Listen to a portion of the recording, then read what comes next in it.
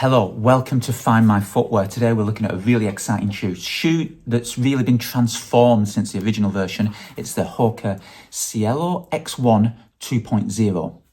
Now the first version of this shoe was kind of released as a trainer, a super trainer, carbon plated, high stack, very aggressively shaped rocker, but ultimately it was a little bit too heavy and bulky for racing. A few people did wear it over the marathon distance, but many people found it much too heavy. And in reality, it was much heavier than every other super shoe on the market.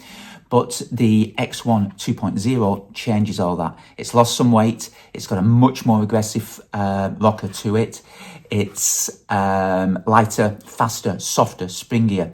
So let's look at some details to dive right in there. First up, the weight is now, it's a unisex model. It's 8 ounces, 228 grams. We've got 40 millimeters stack in the heel, 33 millimeters in the forefoot. So a 7 mil drop, okay? Size, true to size in terms of fit and width. It is a little bit slimmer, but it's not a shoe that it's not available in widths. So if you can't get a wide version. But it fits a little bit slimmer than some Hokas, but it's a racing shoe type fit. It's a unisex model as well. So it probably fits somewhere between a women's B and a men's D. It was no issue for me. It has very much a track spike like feel to it. It's slim around the midfoot. It hugs the foot. Footprint, the base of the shoe is quite wide in the forefoot, slim in the heel. And as you can see, the rocker is very extreme. It does encourage a mid to forefoot strike. And if you land there, that's when you get the most out of the shoe.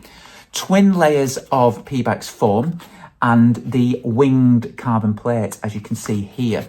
It's exposed on the 2.0 on the medial side under the arch. Now, on the original X1, it had the cutaway, very unusual cutaway on the lateral side of the foot.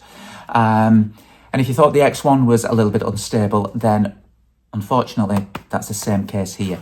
It is quite a wobbly shoe if you're a heel striker, but it's a racing shoe. Ultimately, it's not designed for heavy heel strikers.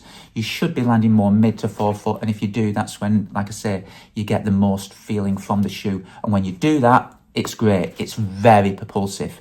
Now, I did a treadmill session in the shoes, 6 times a mile, 2 minutes recovery. On the intervals, on the fast stuff, absolutely fantastic. I was running about 5:30s on the slow jogs in between. When I do drop onto my heels, you can feel it wobble. So, there's a lot of twist in the shoe, as you can see. But like I say, it's a race shoe, get up onto your forefoot, push it, lean forward a little bit, push into the ground, get the benefit of the responsive foam and the carbon plate. So the winged plate, people will say it's there for stability. Perhaps it does control the foam a little bit, spread the weight out more evenly and get the best from it, distributing your weight across the full width of the shoe. But ultimately, it's not adding stability per se for overpronation or control. It's just to maximize the input, the force into the PB foam.